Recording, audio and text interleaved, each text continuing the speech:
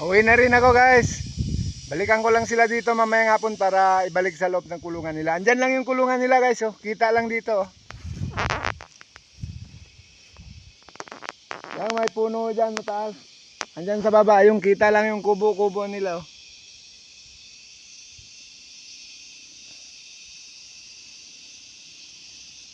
Yan lang, yan ang kulungan nila guys.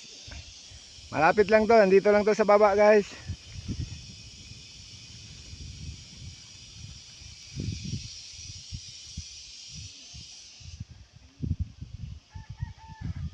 Yan din lang yung sa Mayaming guys, yung may mga bahay dyan.